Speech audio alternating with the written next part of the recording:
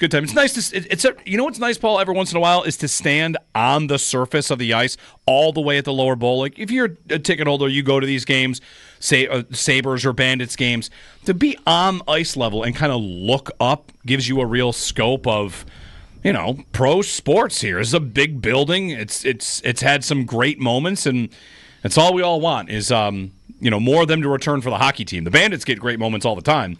We just want more great moments for the hockey team to return.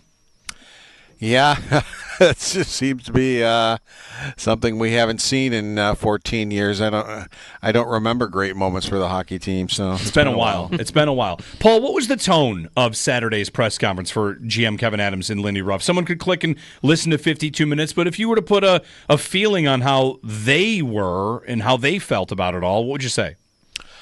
Well, Adams basically took the blame for everything. He didn't try to put it on anybody else but himself. He said this isn't good enough, and he has to be better, and he has to find ways to be better. And Lindy Ruff was upset with himself because he feels like he didn't get the job done in time, and he was angry with himself about that. So. It was just basically, Kevyn Adams saying, we have to be better, and that starts with me, and the job I did wasn't good enough. Do you get a sense, Paul, of, I don't think he really goes into like super detail about this, but in a true honest moment, what do you think Adams thinks he has done wrong?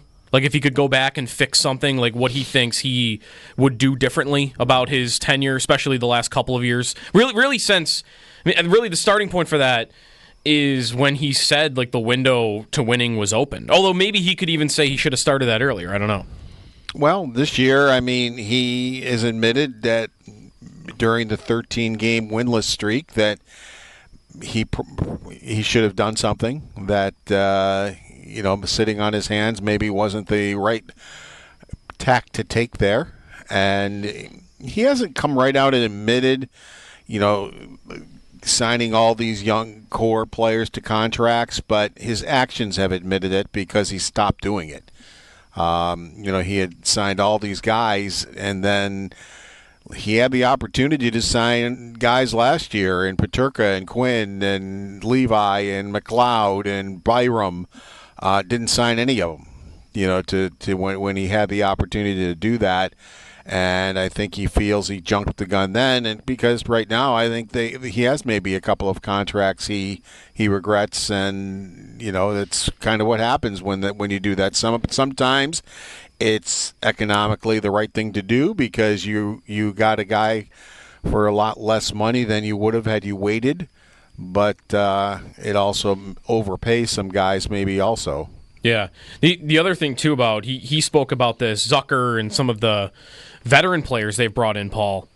If he indeed is going to stay on as the general manager and not something else, do you feel like the veteran route, like maybe he's got more, what's the word I'm looking for? More confidence in himself with that type of route because, you look at some of the veteran players he's brought in, a lot of them have worked, right? Like Zucker has been a good signing, and Greenway has worked to some extent. The McLeod trade. Do you feel like he has a greater respect for those types of moves now and trying to find them? He'd better, because I don't think this drought is going to end until they stop being the youngest team in the NHL. They have too many young players. They've rushed too many guys to the National Hockey League. Not playing long enough in Rochester, not even coming close to playing long enough in Rochester, except for Kulik.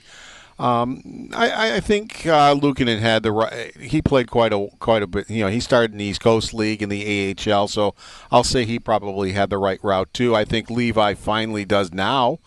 I don't think they started off, developing him correctly, but I think they have in the last year and a half done that. So. But a lot of these guys, Dylan Cousins never played any American Hockey League games. Now, Benson couldn't because of his age, but you could have sent him back to junior too if you wanted to. So he hasn't necessarily had to have been here since an 18-year-old. You could have taken a little bit different route with that. But Samuelson played 50 some odd games in Rochester. Peterka, Quinn, Krebs played less than 30 games in the American Hockey League. It was just like a race to get them all up here, and it was a mistake. Many of them were not ready to be playing in the NHL, and they're making the mistakes here instead of while they're developing in Rochester. With that said, Paul, I guess if it happened too early, now they're just going to kind of ride it and hope that this time around, next year, they are more ready. Because there don't appear to be a lot of spots that they're going to swap out, right? Like it feels like most of the team is in place for next year, I would think. Well, you still can. I mean, Sam Lafferty doesn't have to be in Buffalo next year. He can be in Rochester. And the thing is too, if you're going to trade for a top six forward who maybe is more of a veteran, you're probably going to have to trade somebody off the roster out. It wouldn't shock me if Matthias Samuelsson is traded, and opening up a spot. It wouldn't shock me if Clifton is traded and opening up a spot. What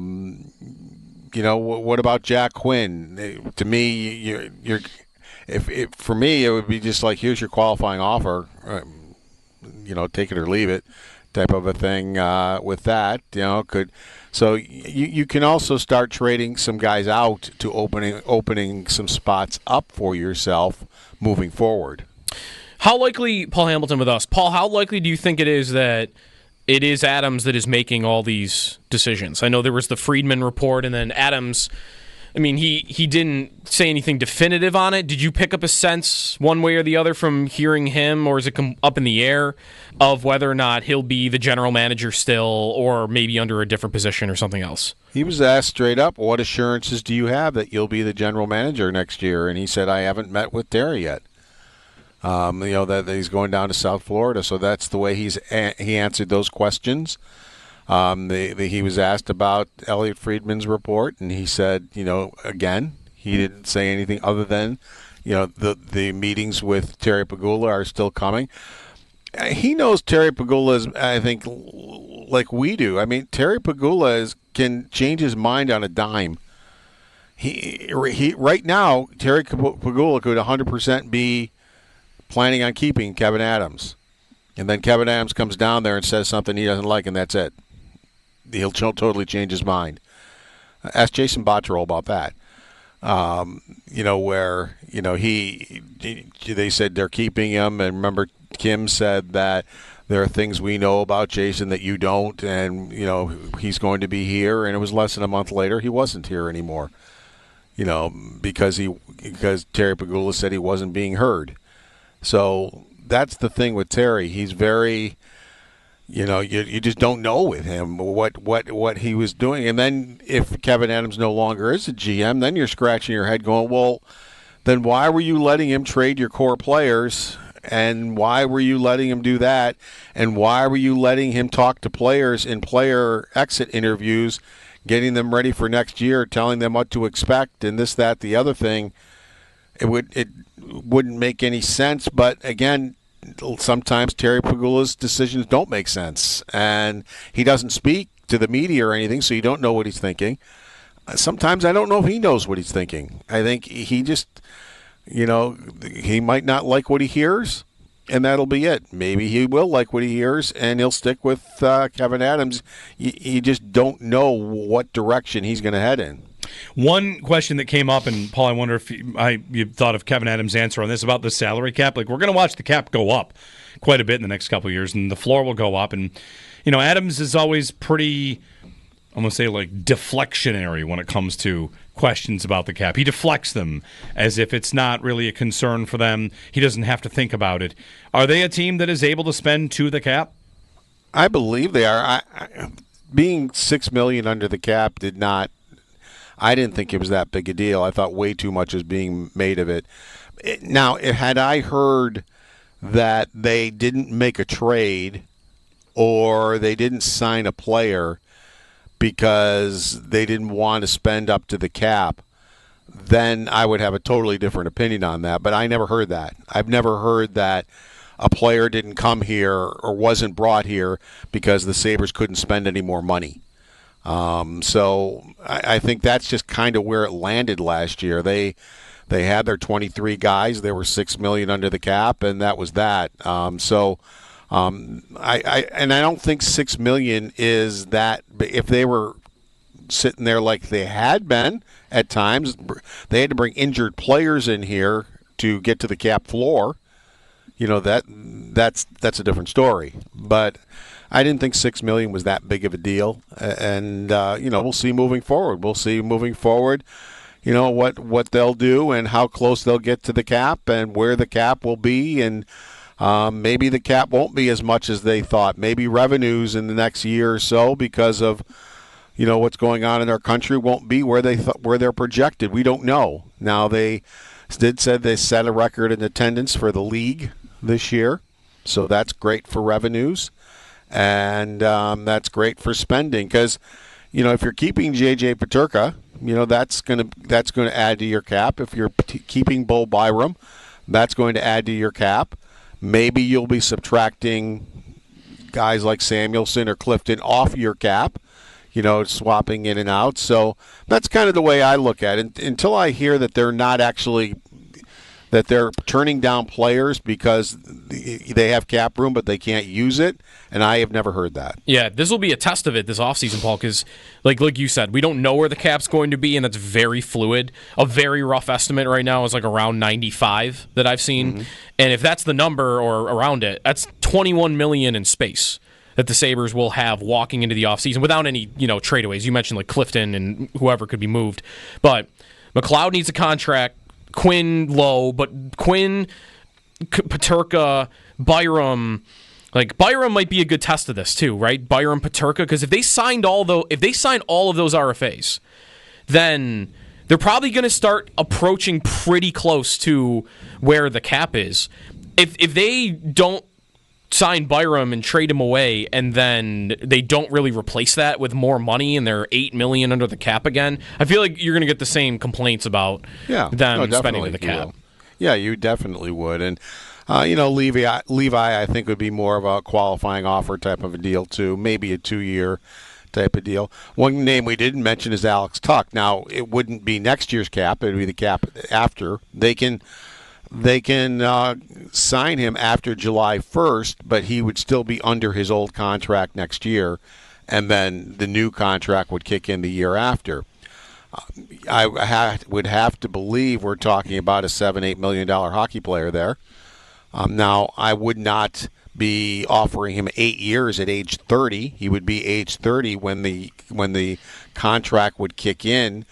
I don't think that's good business to be signing guys up to age 38 at $7-8 million or whatever that contract might be. Now, Adams called that a priority, Tuck a priority, but you're talking 4 or 5 years. I think would be comfortable. That would take him to age 34 or 35.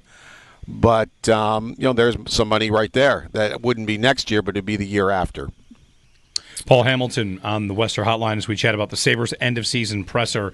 Paul, I guess the last year, this time, it was Kevyn Adams kind of bullish. He makes the move to fire Don Granato and says, I know who can get this right. And they don't really take any steps forward in the standings. So he's less bullish this time around, like you said, taking responsibility. If he is, in fact, in the job for another year, do you feel like he will operate differently? Will he have pressure on him? Will he want to keep this job? Because part of me wonders if the alternative to being the GM is being moved up and staying in the organization, then you won't have a GM operating with really a lot of pressure.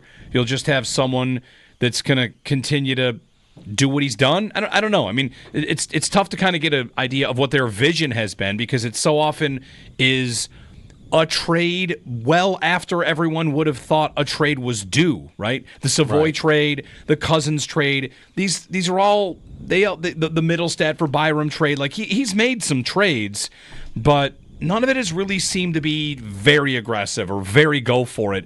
They've slow played a lot of stuff, and I wonder if that would be any different really in any situation for Adams. Because he's had to change his plan, and they've regressed in each of the last 3 years. They haven't progressed. So, yeah, he has to change his plan. You can't keep going and doing the same thing. and expecting the results to change for you. So if he's given a 6th year, which would be amazing, I've never seen a GM that keeps his team regressing for each of the last 3 years and keeps coming back for more. But, yeah, he's got to change what he does. It's not working. I mean, it's plain and simply not working, and that's the problem with bringing in an inexperienced GM. What's he doing? He's learning on the fly. He's been learning on the fly from the beginning. So he has to make mistakes to realize they're mistakes, and then he has to change his philosophy somewhat to, correct those mistakes. So, that's the thing with the Buffalo Sabres, their hockey department. A lot of guys are in jobs they've never had before. And, okay, so you don't really know how to do those jobs, so you're going to do some things that are very good, and you're going to make mistakes, and you're going to learn on the fly. And, that's what Kevyn Adams has done. And, even if, let's say, Kevyn Adams isn't the general manager when he's done with, Terry Pegula, would they just hire Jerry Fortin? I mean, Terry Pegula and Kim Pegula love Jerry Fortin. Well, he's never done the job before. I mean, he's never done the job he's been in. So, I mean, that's kind of the way they roll. And when you have that, you got to keep adjusting what you're doing because you're making mistakes because you don't know any better. And now you've made a mistake, and now you got to realize it, and now you got to do something different. Yeah, that's where this is all guesswork, Paul, but it's like a fan that wants them to kind of clean house and bring in some established general manager. Like, doesn't it just feel like more likely just that? Because I've always wondered about like Lindy's place in all this too, because Adam said Lindy will be back as he did with Schopp and Bulldog last week, and of course that's him as the general manager. But Terry talking about Ed Lindy when they hired him last year, and Lindy's talking like he'll be back, and just the idea that they're going to hire somebody who's going to come in and clean house versus Adams maybe in a different role but still in the organization, and Lindy still the coach, and then the GM kind of placed in between. Like you mentioned Jerry Fortin, like I feel like if they do make a move, just guesswork, but it's probably just somebody that already works in the organization to some capacity. Well, I mean, and this is past Terry Pegula. In the history of the Buffalo Sabres, 1970, they have hired 2 general managers who have had NHL general manager experience, and one was the very first one. And was the other one Bowman in the 80s, yes. maybe? Yeah. Yes. It was Punch Imlach, who was the GM of the Toronto Maple Leafs, and Scotty Bowman, who was the GM of the St. Louis Blues when they came rolling into the league. He wasn't their first GM, but he was pretty quick afterwards in 1967. So it's been 40 years. So in the history of this team, 2 guys have had NHL GM experience. People always bring up Muckler. Yeah, he was an NHL coach, but he wasn't an NHL GM before getting the job here. And none since Scotty Bowman in the 80s. Wild. Yeah. All right, Paul. Now what? Amerks playoffs, right? Start on Friday? Yeah, they're home Friday if folks want to go see that. And then Sunday afternoon, it's a best-of-5 series against Syracuse. So they're not guaranteed Game 5. Should there be a Game 5, it'll be in Rochester on May 9th. And people are saying, why does it take so long to get a 5-game series? Because the American Hockey League doesn't want Tuesday games, Monday games. They want people to come. Right. And so they will drag series out to get the games on Fridays and Saturdays and Sundays. I totally understand that. Now it makes a 5-game series go forever, but that's what they want. They want people to come, and quite a few people are. If Game 5 is on Friday, May 9th, a lot more people are going to be in that building than if you had Game 5 on a Tuesday instead of waiting until Friday. So that's why these series get dragged out a little bit. Paul Hamilton on the Western Hotline. Thanks, Paul. No problem. Take care, guys. Sabres coverage of the Sabres end-of-season presser up at our website, WGR550.com, to read a little bit more about that.